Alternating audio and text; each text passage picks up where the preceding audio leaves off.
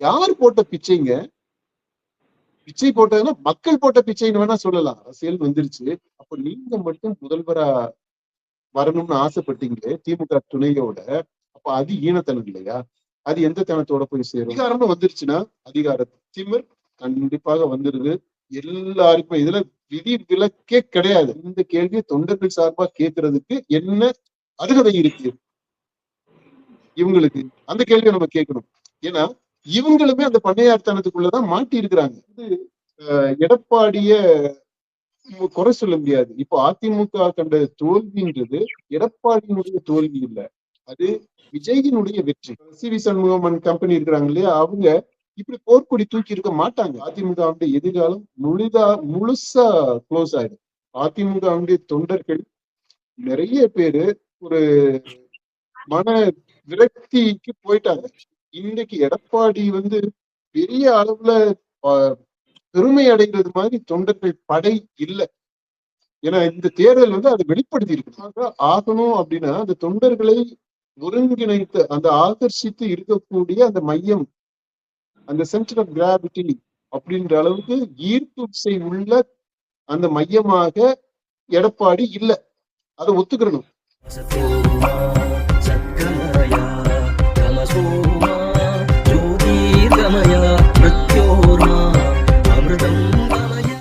அவர் போட்ட பிச்சையில் வெற்றியை பெற்றுவிட்டு இன்று உண்ட வீட்டிற்கே இரண்டகம் செய்து நம் கட்சியை, நம் தொண்டர்களை, நம்மை நம்பி நின்ற கூட்டணி கட்சிகளான பாஜக, பாமக, அமமுக ஆகியவற்றை, அதன் தொண்டர்களை கை கழுவி விட்டு நீங்கள் மட்டும் அதிகாரத்தோடு வாழ நினைப்பது ஈனத்தனம் இல்லையா?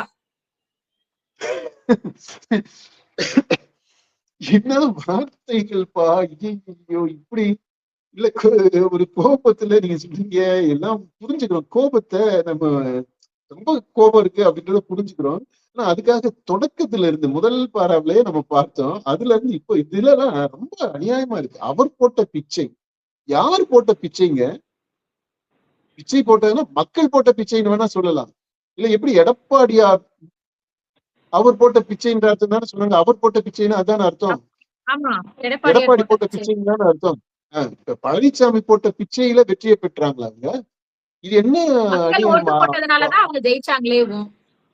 ஆமா, அதனால வெற்றி, அதாவது கேண்டிடேட்டை தீர்மானிச்சது இவரா இருக்கலாம். ஆனா அதுவுமே கூட முதல்வர் அதாவது கட்சி தலைவர் அவருடைய தன்னிச்சையான முடிவு கிடையாது. யார் போட்டியிடணும்னு தீர்மானிக்கிறது கட்சியின் சார்பாக ஒரு குழு இருந்து அவங்கதான் தீர்மானிக்கிறாங்க. அது கட்சியினுடைய முடிவு, கட்சி தலைமையினுடைய முடிவு கிடையாது. அது கட்சி தலைவர் கிடையாது, தலைமை. அந்த தலைமை எடுக்கக்கூடிய முடிவு. தலைவருக்கும் தலைமைக்கும் வித்தியாசம் இருக்கு. அதனால எடப்பாடி பழனிசாமி ஒரு தலைவர். அவர் தன்னிச்சையாக இந்த தொகுதிக்கு வரும் அப்படின்னு எல்லாம் முடிவு எடுக்க முடியாது. எந்த கட்சியிலுமே அப்படி நடக்கிறது கிடையாது. அப்படின்னா அது ஆட்டோகிராட்டிக்கா போயிடும், அது சர்வாதிகாரமா போயிடும். இது ஜனநாயகம். ஜனநாயகத்துல கட்சியிலையுமே ஜனநாயகம் இருக்கணும் அப்படின்றதான் தேர்தல் ஆணையம் உறுதி செய்திருக்கு. அதனால இந்த வார்த்தைகளே தப்பு. பிச்சை, அதுல அப்புறம் உண்ட வீட்டுக்கு ரெண்டகம் செய்யறாங்க. இதுல இங்க உண்ட வீட்டுக்கு என்ன ரெண்டகம் செய்துட்டாங்க? அப்புறம் கூட்டணி கட்சிகளை இப்ப கூட கூட சேர்க்கிறாரு. முதல்ல அங்க செந்தில் பாலாஜியை கோர்த்து விட்டாப்ல. இப்ப இங்க பாஜக, பாமக, அமமுக இது எல்லாத்தையும் கூட துணைக்கு இழுத்துக்கிறாப்ல. அவங்க எல்லாமே விட்டு போயிட்டாங்க. அமமுக காரரு இப்ப இந்த சட்டமன்றத்திலேயே பேசிட்டாரு. நான் விஜய் முதல்வரா ஏற்கிறேன், அவரு நல்லா பண்ணணும் அப்படி அந்த மாதிரி எல்லாம் பேசிட்டாப்ல. அதாவது இதுக்கு முன்னாடி நடந்த அந்த பிரஸ் மீட்டுக்கெல்லாம் மன்னிப்பு கேட்கறது மாதிரியே அதை ரெஃபர் பண்ணாம, ஆனா அவரு அது மன்னிப்பு கேட்டுட்டு சேர்ந்துட்டாப்ல. இப்ப போய் திரும்ப அமமுக தொண்டர்கள் கையை கழுவி விட்டுட்டு அதிகாரத்தோடு வாழ நினைப்பது ஈனத்தனம் இல்லையா அப்படின்றாரு. ஏன்னா அரசியல் வந்துருச்சு. அப்ப நீங்க மட்டும் முதல்வரா வரணும்னு ஆசைப்பட்டீங்களே திமுக துணையோட, அப்ப அது ஈனத்தனம் இல்லையா? அது எந்த தனத்தோட போய் சேரும்? நீங்க ஆசைப்பட்ட, அதாவது அந்த மாதிரி ஒரு முயற்சி நடந்துச்சா இல்லையா? அது வெறும் வதந்தி அப்படின்னு முதல்ல போற போக்குல சொல்லிடுறீங்க. ஆனா அது வதந்தி இல்ல, அது மாதிரி நடந்திருக்குது அப்படின்றதுக்கான சான்றுகள், தரவுகள் எல்லாமே இருக்கு. அதுக்கு மாறுபட்ட சான்றுகள் இருக்கு. அப்ப அப்படி இருக்கும்போது நீங்க நினைச்சது ஈனத்தனமா இல்லையா? அதுல சேர்த்த வாரி இறக்கிறது, அப்படி கூட இருக்கிறவங்க மேல இப்படி எல்லாம் இறக்க கூடாது. சாணிய வாரி சேர்த்தல கழிவ மனித கழிவை இறக்குறது மாதிரி இருக்குது, வீசி விடுறது மாதிரி இருக்கு. அது எல்லாமே உங்க மேலேயும் தானே விழத்தானே செய்யும். இப்ப இதை எல்லாத்தையுமே அப்படியே இவருக்குமே எடப்பாடி பழனிசாமி குரூப்ல இருக்கிறாங்க இல்லையா, அவங்களுக்குமே இதை சொல்ல முடியும். இந்த பேரம் அப்படியே அவங்களுக்கு அப்ளை பண்ண முடியும். அடுத்ததை பாருங்களேன். நீங்கள் எல்லாம் அவ்வளவு பெரிய தலைவர்கள் என்றால் உங்கள் சொந்த மாவட்டத்தில் என்ன கிழித்தீர்கள்? உங்களின் இந்த அதிகார திமிர் பண்ணையார்த்தனத்தை இன்னும் எத்தனை ஆண்டுகள் தொண்டர்கள் பொறுத்து கொள்ள முடியும்? பொறுத்து கொள்ள வேண்டும். சொந்த மாவட்டத்தில் என்ன கிழிச்சிங்க அப்படின்றது நம்ம இப்ப சொன்னோம் பாத்தீங்களா. அதாவது நீங்க சொல்லி இருக்கிறதெல்லாம் எடப்பாடி பழனிசாமிக்கு சொல்லலாம், அடுத்து அது அவர் கூட இருக்கிற எல்லாருக்குமே தான் சொல்ல முடியும். ஆனா வந்து இது மாதிரி நீங்க எல்லாம் இப்ப இங்க இவர் கூட இருக்கிறவங்க எல்லாம் பெரிய தலைவர்கள்னா இவங்க சொந்த மாவட்டத்துல என்ன கிழிச்சிட்டாங்க? சேலம் மாவட்டத்துல என்ன நடந்துச்சு? எல்லா தொகுதிக்குமே அதிமுக ஜெயிச்சிருச்சாமா? அப்படி நீங்க அந்த கேள்வி கேட்டீங்க அப்படின்னா உங்களின் அதிகாரத்தில் பண்ணையார்த்தனம் இதெல்லாம் எல்லாருக்குமே இருக்கு. எல்லா கட்சியில இருக்கக்கூடியவங்களுக்கும் எல்லாம் அந்த பதவியில சின்ன சின்ன பதவியில இருந்து, அதாவது வார்டு மெம்பர் கவுன்சிலர் இருக்காங்க இல்லையா, அதுல இருந்து உயர்ந்த பதவி வரைக்கும், உச்ச பதவி வரைக்கும் இந்த தேர்ந்தெடுக்கப்பட்ட பிரதிநிதிகள் அடையக்கூடிய பதவி வரைக்கும், உச்ச பதவிகள் வரைக்கும் எடுத்துக்கோங்க. இதுல எல்லாத்துலயுமே அதிகாரம்னு வந்துருச்சுன்னா அதிகார திமிர் கண்டிப்பாக வந்துருது எல்லாருக்குமே. இதுல விதி விலக்கே கிடையாது. கம்யூனிஸ்டுகள் இருந்தாலுமே கூட அங்கேயும் கொஞ்சம் அதிகார திமிர் வந்துருது. அவங்க நடத்தையில கொஞ்சம் பிஹேவியர்ல வேறுபாடுகள் வந்துருது கண்டிப்பா. அதை கான்சியஸா அவங்க வந்து அதை டீல் பண்ணிடுறாங்க, அதை ஓவர் கம் பண்ணிடுறாங்க. அதெல்லாமே நடக்குது. அது வந்து டெலிபரேட்டா கான்சியஸா எடுக்கக்கூடிய ஒரு எஃபர்ட். ஆனா இந்த அதிகாரம்னு வரும்போது power corrupts the mind, corrupts the heart, corrupts everything. Your personality, total personality, you get distorted. அதுதான் அதிகாரம், அந்த இதுக்குள்ள ஆற்றல். அதுக்குதான் இந்த அதிகாரத்துக்காக அப்படி அலம் மோதிக்கிட்டு இருக்கிறாங்க, அடிப்படி சண்டை நடந்துகிட்டு இருக்கு, இவ்வளவு மாறுவேஷ போட்டிகள்லாம் நடத்திக்கிட்டு இருக்கிறாங்க. எல்லாமே நடக்கிறது அதனாலதான். இப்போ இந்த அதிகாரம் வந்துட்டாலே அந்த திமிர் வந்துடும். அது எல்லாருமே பொதுவானது. அந்த அதிகார திமிர் வந்துருச்சுன்னா அந்த திமிரோட சேர்ந்து வரக்கூடிய அந்த பண்ணையார்த்தனம். அப்புறம் நிறைய பேர் பண்ணையாராவே இருக்க, அது வேற. அரசியல்வாதிகள் எல்லாம் பண்ணையார்களாகவே இருக்கிறாங்க. நூற்றுக்கணக்கான ஏக்கர், ஆயிரக்கணக்கான ஏக்கர் பண்ணை நிலங்களை வச்சுக்கிட்டு, எஸ்டேட்டுகளை வச்சுக்கிட்டு அதுக்கு ஓனராகவும் இருக்க. பல பேர் பினாமிகள் பேர்ல வச்சிருக்காங்க, ஓனர்களாகவும் இருக்கிறாங்க. அதனால இந்த அதிகார திமிர் பண்ணையார்த்தனம் இது ஏதோ இந்த 4 பேருக்கு 5 பேருக்கு இருக்கிற மாதிரி இவர் இந்த ஸ்டேட்மெண்ட் வருது. இது எல்லாருக்குமே இருக்கக்கூடியது. இது ஜெயிச்சவங்களுக்கு மட்டும் இல்ல, தோத்தவங்களுக்குமே இருக்கக்கூடியது. இதையெல்லாம் இன்னும் எத்தனை ஆண்டுகள் தொண்டர்கள் பொறுத்து கொள்ள வேண்டும்னு கேட்கிறாரு இல்லையா. இந்த கேள்வியை தொண்டர்கள் சார்பா கேட்கறதுக்கு என்ன அருகதை இருக்கு இவங்களுக்கு? அந்த கேள்வியை நம்ம கேட்கணும். ஏன்னா இவங்களுமே அந்த பண்ணையார்த்தனத்துக்குள்ளதான் மாட்டி இருக்கிறாங்க. இந்த கேள்வி கேட்கிறதே, இந்த கேள்வி இருக்குது பாத்தீங்களா, இந்த துணியே ரொம்ப அதிகார திமிரும் பண்ணையார்த்தனமும் உள்ள ஒரு கேள்வி. பண்ணையார்த்தனம் அந்த திமிரோட கேட்கப்பட்ட கேள்விப்பா இந்த கேள்வி. சாதாரணமா சக மனிதர்களை சரி உன்னுடைய எதிரியை வச்சுக்க, உன்னை பிரிஞ்சு போறான் அப்படின்னாலுமே அதுக்குரிய ஒரு மரியாதையோட பேசணும் இல்லையா. அப்படிப்பட்ட ஒரு பண்ணையார்த்தனம் திமிர், அதிகார திமிர் இல்லாம இருந்துருந்துச்சுன்னா இந்த கேள்வியே வேற மாதிரி இருந்தது. தொண்டர்கள் பொறுத்து கொள்ள வேண்டும்னா தொண்டர்கள் எல்லாரையுமே உங்களையும் தானே சேர்த்து பொறுத்துக்கல. தொண்டர்கள் யாரு பொறுத்துக்கிட்டாங்க? இப்போ ஆக்சுவலா இப்ப இந்த திராவிட கட்சிகள் ஒட்டுமொத்தமாகவே தொண்டர்கள் அவங்க எல்லாருமே ஒருவித ஏமாற்றத்தை வெளிப்படுத்துறாங்க. அதனுடைய நடைமுறை செயலாக்கம் தான் இந்த தேர்தல்ல தாவிக்காவிற்கான சப்போர்ட்டா வெளிப்பட்டிருக்கு. இதை உணரணும். இதை உணர்ந்தது மாதிரியே தெரியலையே இந்த கேள்வியில. மாண்புமிகு கழக பொதுச் செயலாளர் புரட்சி தமிழர் திரு EPS தமிழ்நாடு அவர்கள் தான் இந்த இயக்கத்தை கட்டி காத்தவர். அதாவது அதிமுகவை இன்றைக்கு இருக்கக்கூடிய நிலையில கட்டி காத்தது எடப்பாடி அப்படின்றாங்க. அது ஒரு விதத்துல சரியானதுதான் நினைக்கிறேன். அதாவது இந்த அதிமுக இயக்கம் இன்றைக்கு வரைக்கும் ஒரு கட்டுக்கோப்போட இருக்கிறதுக்கு ஒரு காரணம் ஜெயலலிதா மறைவுக்கு பிறகு.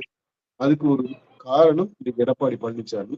இந்த எடப்பாடி பழனிசாமி இதுக்காக மிகப்பெரிய விலை கொடுத்திருக்கிறாரு. விலைனா பணம், செலவு.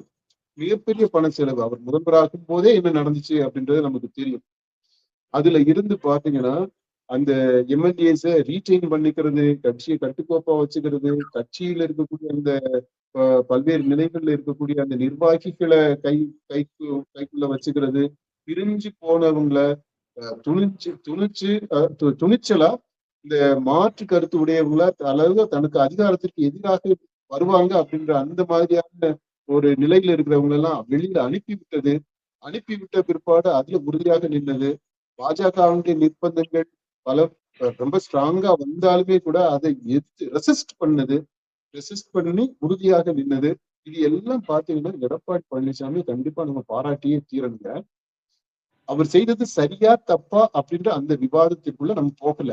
ஆனா இந்த கட்சிய இந்த அளவிற்கு கட்டுக்கோப்பா கொண்டு வந்து அது அளவுல இவங்க சொல்றது மாதிரி ட்ரிம் பண்ணப்பட்டுருச்சு, நிறைய பேர் போயிட்டாங்க, அளவுல சிரித்துருச்சு, வலிமை குன்றிருச்சு, whatever நீங்க என்ன சொன்னாலும் சரி. ஆனா இந்த அளவிற்கு கொண்டு வந்து நிறுத்திட்டாரு. அதாவது ஒருத்தருடைய தலைமையில செயல்படக்கூடிய ஒரு இயக்கமாக கொண்டு வந்துட்டாரு இந்த தேர்தல் வரைக்கும்.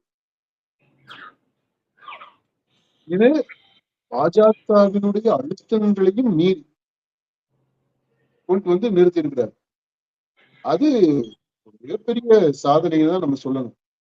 கண்டிப்பாக அதுல எடப்பாடி பழனிசாமி ஒரு மிகப்பெரிய சாணக்கியன். இதை இது அப்படி சொல்லிட்டு நம்ம ஏற்கனவே காணொலிகள் எல்லாம் போட்டிருக்கிறோம்னு நினைக்கிறேன். இந்த அதிமுகவை இவர் எப்படி கையாண்டாரு அப்படின்றது. ஆனா இந்த தேர்தல்ல என்ன ஆயிடுச்சு அப்படின்னா இந்த விஜய் அப்படின்ற ஒரு ஃபேக்டர் வந்ததுனால எல்லா கால்குலேஷன்ஸையும் எல்லா எதிர்பார்ப்புகளையுமே அது குழப்பி விட்டுருச்சு. எல்லாத்தையுமே உள்ள வந்து குட்டையை குழப்பி விட்டது மாதிரி எல்லாத்தையும் குழப்பி விட்டுருச்சு. இப்ப அதனால எந்த மீன் எந்த வலைக்கு அகப்படும் அப்படின்றது தெரியாம போயிடுச்சு. யாராலையுமே அசஸ் பண்ண முடியல. அந்த குழப்பத்துலதான் இவங்க எல்லா கட்சிகளுமே அந்த கூட்டணிகளுமே ஒரு தடுமாற்றத்துல ஒரு பதட்டத்துலன்னு சொல்லணும், ஒரு பதட்டத்துல அது ஒரு அது என்ன நடக்கும் எப்படி இருக்கும் என்று தெரியாத ஒரு நிச்சயமின்மையில அவங்க தடுமாறி கூட்டணிகளையும் அதை இதையும் அமைச்சது. அதுல அந்த தேர்தல் கூட்டணி அமைச்சது, தேர்தலுக்கு அந்த அந்த கேம்பெயின் நடத்தினது எல்லாத்திலையுமே கொஞ்சம் கொஞ்சமா சொதப்பல்கள், அது புரியாமையினால அந்த பதட்டத்தினால வந்தது. எல்லாம் இந்த விஜய் பண்ண வேலை வந்ததுனால இவங்களுக்கு எல்லாம் அந்த கன்வென்ஷனலான parties, DMK alliance, ADMK alliance எல்லாத்துலயுமே பிரச்சனை. இப்ப அதனால இதுல வந்து எடப்பாடிய குறை சொல்ல முடியாது. இப்போ அதிமுக கண்ட தோல்வின்றது எடப்பாடியினுடைய தோல்வி இல்லை, அது விஜயினுடைய வெற்றி. விஜயினுடைய வெற்றியுமே கூட நம்ம வேற மாதிரி அதையுமே வேற ஒரு கோணத்துல இருந்து அணுகணும். அது வேற ஒரு காணொலியில. ஆனா இந்த கான்டெக்ட்ல நம்ம பார்த்தோம்னா அதே மாதிரி திமுகவினுடைய தோல்வி ஸ்டாலினுடைய தோல்வி இல்லை, அது விஜயினுடைய வெற்றி. இதை சரியாக புரிஞ்சுக்கணும். இதை யாரும் கரெக்டா புரிஞ்சுக்கிட்டது மாதிரி நமக்கு தெரியல. அதிமுக அப்படி புரிஞ்சிருந்தாங்கன்னா இந்த சிவி சண்முகம் கம்பெனி இருக்கிறாங்க இல்லையா, அவங்க இப்படி போர்க்கொடி தூக்கி இருக்க மாட்டாங்க. ஏன்னா இந்த தோல்வி அப்படின்றது எடப்பாடி தோல்வி இல்லை, அவங்க தோல்வியுமே இல்லை, இவங்களுடைய விஜயினுடைய வெற்றி. அப்போ இவங்க அதிமுகவை கட்டி காப்பாற்றணும் அப்படின்னா அதிமுகவை முக்காவாசி சாப்பிட்டு ஆல்மோஸ்ட் செரிச்சு ஏப்ப விட்டுருச்சு தாவேக்கா. இப்ப போய் திரும்ப நாங்க மிச்சம் எடுக்கிறதையும் கொண்டு போயிட்டு நாங்க உனக்கு அடவு வைக்கிறோம் அப்படின்ட்டு போறதுன்றது அதிமுகவை முழுமையாக சரண்டர் பண்றது மாதிரி தாவேக்கா கிட்ட. ஏன்னா நம்ம அதை பத்தி அழகா சொன்ன பாத்தீங்களா, அந்த அப்ரோச் தாவேக்காவுடைய அப்ரோச் டு ஏடிஎம்கே அப்படின்றது. அதுல போய் அந்த வலையில முழுசா போய் இவங்க விழுந்துருவாங்க அப்படின்னா அதிமுகவுடைய எதிர்காலம் முழுசா க்ளோஸ் ஆயிடும். அந்த விதத்துல இவரு கழகத்தை, அதாவது அதிமுகவை கட்டி காப்பாத்தினவரு எடப்பாடி தான் அப்படின்றதுல நமக்கு மாற்று கருத்து இல்லை. அதுதான் யதார்த்தம், அதான் உண்மை. எடப்பாடியாரால் தான் தொண்டர்கள், எடப்பாடிக்காக தான் தொண்டர்கள். இந்த இயக்கம் சில சட்டமன்ற உறுப்பினர்களின் இயக்கம் அல்ல, தொண்டர்களின் இயக்கம். சரி, இந்த இது இருக்கு பாத்தீங்களா, எடப்பாடியாரால் தான், அதாவது எடப்பாடி பழனிசாமியால் தான் தொண்டர்கள், தொண்டர்களுக்காக எடப்பாடியாருக்காகத்தான் தொண்டர்கள். இது எடப்பாடிக்கு 100% பொருத்தமானது இல்லை. கொஞ்சம் கொஞ்சம் பொருத்தமாக இருக்கலாம். ஆனா ஜெயலலிதா இருக்கும்போது ஜெயலலிதா தான் தொண்டர்கள். ஜெயலலிதாவால் தான் தொண்டர்கள், தொண்டர்களால் தான் ஜெயலலிதா அப்படின்றது அந்த இது. உங்களுக்காக நான், உங்களால் நான், உங்கள் ஒருத்தி நான் அப்படின்னு எல்லாம் அவங்க பேசுவாங்க தெரியுமா? அதுக்கெல்லாம் ஜெயலலிதா பேசும்போது அர்த்தம் இருந்துச்சு. தொண்டர்கள் அவங்க கூட இருந்தாங்க, இவங்க தொண்டர்களுக்காக இருந்தாங்க அப்படின்ற அந்த அதை அதை நம்பினாங்க தொண்டர்கள். நமக்காக அம்மா இருக்கிறாங்க அப்படின்றத அவங்க நம்பினாங்க. தொண்டர்களால நான் இருக்கிறேன் அப்படின்ட்டு இவங்க நம்புறதாக ஒரு செய்தியை கடத்தினாங்க. அப்படி நம்பினாங்களா என்னன்றது இல்லை. ஆனா அந்த அந்த மெசேஜ் போய் சேர்ந்திருந்தது. ஆனா இப்போ ஆஃப்டர் ஜெயலலிதா இப்ப இந்த கடந்த சில ஆண்டுகள்ல நம்ம பார்க்கும்போது எடப்பாடியால் தான் தொண்டர்கள் அப்படி இல்லை. ஏன்னா அதிமுகவுடைய தொண்டர்கள் நிறைய பேரு ஒரு மன விரக்திக்கு போயிட்டாங்க. தொடர் தோல்வி வந்துச்சு, அடுத்தடுத்த தோல்வி. இந்த 26 தேர்தலுக்கு முன்னாடி அந்த நாடாளுமன்ற தேர்தல்ல தோல்வி வந்த உடனே மனசோர்வு வந்துருச்சு. இது என்ன இந்த அப்படின்ற அந்த மாதிரி ஒரு தோல்வி மனப்பான்மைக்கு போயிட்டாங்க. சோர்வு நிலையில தான் இருந்தாங்க. அவங்களத்தான் தாவிக விஜய் அவருடைய ஈர்ப்பு விசை அது வந்து ஒரு புதிய சென்டர் ஆஃப் கிராவிட்டி மாதிரி ஈர்க்க ஆரம்பிச்சிருச்சு. அதுல போனவங்க தானே இப்ப நல்ல நல்ல பதவிகள் இருக்கிறாங்க. செங்கோட்டையன் எல்லாம் பாருங்க அமைச்சர் ஆயிட்டாரு. அவர் அதிமுகல இருந்திருந்தானே அமைச்சர் ஆயிருக்க முடியுமா? அங்க போயிடுச்சு. அது மாதிரி நிறைய அதிமுக காரவங்க அங்க போயிட்டு விஜய் என்ற அந்த சென்டர் ஆஃப் கிராவிட்டி அதால் ஈர்க்கப்பட்டவர்கள், அந்த கிராவிடேஷன் இருக்கு இல்லையா, புவி ஈர்ப்பு விசை, அந்த புவி ஈர்ப்பு மையமாக விஜய் இருந்து இவங்களை எல்லாரையும் அப்படியே இழுத்துட்டாப்ல. அப்படி இழுத்து இழுத்து இப்போ போயிட்டாங்க. அதனால இன்னைக்கு எடப்பாடி வந்து பெரிய அளவுல பெருமை அடைகிறது மாதிரி தொண்டர்கள் படை இல்லை. ஏன்னா இந்த தேர்தல் வந்து அதை வெளிப்படுத்தி இருக்கு. தொண்டர்கள் எடப்பாடியோட இல்ல அப்படின்றது தெரியுது. அதனால முழுசா அவங்க எல்லாருமே தாவிகா பக்கம் போயிட்டாங்களா? இல்ல, அப்படியெல்லாம் இல்ல. ஏன்னா தாவிகா பக்கம் எல்லாருமே முழுசா போயிடல. ஆனா எல்லா தொண்டர்களும் ஜெயலலிதா பீரியட்ல இருந்தது மாதிரி, தலைமையோடு இருந்தது மாதிரி இவர் கூட இல்ல அப்படின்றது யதார்த்தம் தான். அதை இவர் ஒத்துக்கிட்டு தான் ஆகணும். இயக்கத்திற்கு எந்த பிரச்சனை வந்தாலும் தொண்டர்கள் எடுக்கும் முடிவுதான் வெற்றி பெற்றுள்ளது. இப்போதும் தொண்டர்கள் ஒரு முடிவை எடுத்து விட்டார்கள் அப்படின்னு சொல்லி முடிச்சிருக்கிறாங்க. ஆமா, அதுக்கு முன்னாடி இந்த இயக்கம் சில சட்டமன்ற உறுப்பினர்களின் இயக்கம் அல்ல, தொண்டர்களினுடைய இயக்கம் அப்படின்றாரு. இது தொண்டர்களினுடைய இயக்கமாக இருந்தது இல்ல. அதிமுக தொண்டர்களுடைய இயக்கம் இல்ல, தலைவியுடைய இயக்கமாக இருந்துச்சு. அதுக்கு முன்னாடி எம்ஜிஆர் என்ற தலைவருடைய இயக்கமாக இருந்துச்சு. ஜெயலலிதாவுக்கு பிற்பாடு இப்போ தொண்டர்களுடைய இயக்கமாக ஆகணும் அப்படின்னா அந்த தொண்டர்களை ஒருங்கிணைத்து அந்த ஆகர்ஷித்து இருக்கக்கூடிய அந்த மையம், அந்த சென்டர் ஆஃப் கிராவிட்டி அப்படின்ற அளவுக்கு ஈர்ப்பு விசை உள்ள அந்த மையமாக எடப்பாடி இல்லை. அதை ஒத்துக்கிறணும். ஆனா அதையும் மீறி அவரு ஒரு இயக்கத்தை ஒரு கட்டுக்கோப்பான ஒரு நிலைக்கு கொண்டு வந்தாரு அப்படின்றது அதை நம்ம மறுக்கல. இப்ப இந்த இதுல வந்து அதாவது அந்த கட்சியினுடைய அந்த இதை பார்த்தோம் அப்படின்னா அதனுடைய இயல்பு என்ன, அந்த டிஎன்ஏ என்ன அப்படின்றத பார்த்தோம்னா அது தொண்டர்கள் முடிவெடுத்த இயக்கம் இல்ல, தொண்டர்களுடைய இயக்கம் இல்ல, தொண்டர்கள் இருக்கின்ற இயக்கம், தொண்டர்கள் இன்வால்வ் பண்ணி வேலை செய்யக்கூடிய இயக்கம். ஆனா எல்லாமே அந்த தலைவரை மையமாக வைத்து இந்த தொண்டர்கள் எல்லாமே இயங்கிய இயக்கம். இப்போ அதுக்கப்புறம் வந்து எடப்பாடி அந்த மாதிரியான ஒரு சென்டரா தொண்டர்களை ஈர்த்து அவங்களை செயல்பட வைக்கக்கூடிய ஒரு மையமாக உருவெடுக்கிறதுக்கு முயற்சி செய்திருக்கிறாரு. அதுல ஓரளவிற்கு வெற்றி பெற்றிருக்கிறாரு. அது இந்த அதிமுக பின் வரலாறு நம்ம பார்க்கும்போது எம்ஜிஆர் அளவிற்கோ ஜெயலலிதா அளவிற்கோ இல்லை அப்படின்றதா யதார்த்தம். அதுதான் இன்றைக்கு இந்த எதிர்ப்பாக வெளிப்படுது. ஜெயலலிதா இருக்கும்போது இப்படி 40-50 எம்எல்ஏஸ் இருக்கிற இடத்துல ஒரு 20-30 பேரு போர்ப்பிடி தூக்கிப்பாங்களா என்ன? அப்ப அந்த மாதிரி போகுது அப்படின்னாலே கொஞ்சம் மட்டுப்பட்டு இருக்கு அப்படின்றத நம்ம புரிஞ்சுக்கணும். அந்த தொண்டர்கள் பலம் இருக்கு அப்படின்னாலே அவங்க பயப்படுவாங்க. இல்ல, பிரிஞ்சு போகணும்னு நினைக்கிறவங்க இல்லப்பா இவர் பின்னாடி தொண்டர்கள் பூராமே இருக்கிறாங்க, அதிமுக தொண்டர்கள் இருக்கிறாங்க, இந்த பொதுக்குழு செயற்குழு அப்படின்னு எல்லாம் வரும்போது நம்மளை அடிச்சு விரட்டி விட்டுருவாங்க, கட்சியை விட்டு காலி பண்ணி விட்டுருவாங்க அப்படின்ற அந்த ஒரு பயமும் இருக்கும் இல்லையா? இப்ப அதுவுமே இல்லாம துளிர் விட்டுருச்சு அப்படின்னா என்ன அர்த்தம்?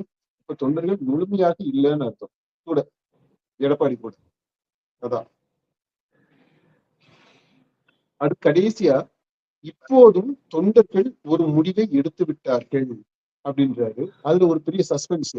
என்ன முடிவையாது அப்படின்னா மீதி வெள்ளித்திரையில் காண்க அப்படின்ற மாதிரி வெயிட் அண்ட் சி. இப்போதும் தொண்டர்கள் ஒரு முடிவை எடுத்து விட்டார்கள். அந்த முடிவு என்னன்னா அந்த பொதுக்கூட்டம் அந்த மாதிரி ஏதாவது பொதுக்குழு செயற்குழு கூட்டம் இருக்கு இல்லையா, அந்த மாதிரி ஒரு இது எடுத்து அதுல இவங்களெல்லாம், அதாவது உங்களெல்லாம் காலி பண்ணி விட்டுருவேன். எப்படி சசிகலாவை காலி பண்ணி விட்டனும், எப்படி இவரு டிடிவி, இவரு இப்போ நம்ம வரிசையா இருக்குல்ல ஓபிஎஸ், ஆனா செங்கோட்டையன், அவங்களுமே நிறைய சிவி பேரை. சண்முகம் அணியுமே வந்து பொதுக்குழு கூட்டணும், இவரை காலி பண்ணணும்னு அவங்களும் பிளான் பண்ணிட்டு இருக்காங்களே. ஆமா ஆமா ஆமா ஆமா அந்த இதுல அவங்களும் சொல்லியிருக்கிறாங்க. ஏன்னா அவங்களுமே ஆட்களை ரெடி பண்ணிக்கிட்டு இருக்கிறாங்க. அதுதான் இப்ப அவங்களுக்கு அந்த சும்மா பொதுக்குழு கூடுதலா 30 வரும்போதுதான். எம்எல்ஏக்கள் ஆதரவு இருக்கிறாங்க. எடப்பாடிக்கு 17, அவங்களுக்கு 30 பேர் ஆதரவு இருக்கிறாங்க, கையெழுத்து போட்டிருக்கிறாங்க.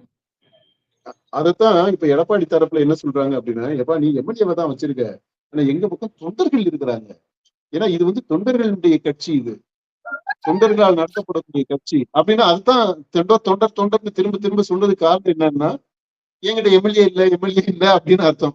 போதுமான எம்எல்ஏ இல்ல. இந்த எம்எல்ஏஸ் மட்டும் கணக்கு வச்சு பார்த்தோம்னா, எலெக்ஷன் கமிஷன் ஒரு முடிவுக்கு வருது அப்படின்னா, ஆக்சுவலா இவங்க சிவி சண்முகம் கம்பெனி இருக்காங்க இல்லையா, 30 பேர் இருக்கு, அதுதான் அதிமுகவாயிடும். அதிமுகவா சட்டமன்றத்தில் அங்கீகரிக்கப்பட்டுரும். இப்ப இவர் வந்து ஸ்பிளிண்டர் குரூப் ஆயிடுவாரு. ரெட்டையில அவங்க கைக்கு போயிடும், இவருக்கு இருக்காது. அந்த மாதிரி ஆயிடும். அதனாலதான் தொண்டர் அப்படின்னு இந்த அறிக்கையில அத்தனை தடவை தொண்டர்களை பத்தி பேசுறாங்க, தொண்டர்கள் துதி பாடுறாங்க, அவங்களுடைய புகழ் பாடுறாங்க. அடுத்து கடைசியா சஸ்பென்ஸ் வச்சு முடிக்கிறாங்க. அந்த சஸ்பென்ஸுக்கு விட அவங்களுடைய பொதுக்குழு செயற்குழுல வரும்னு நினைக்கிறோம். டிராமா இருக்கு நிறைய இன்ட்ரெஸ்டிங்கா.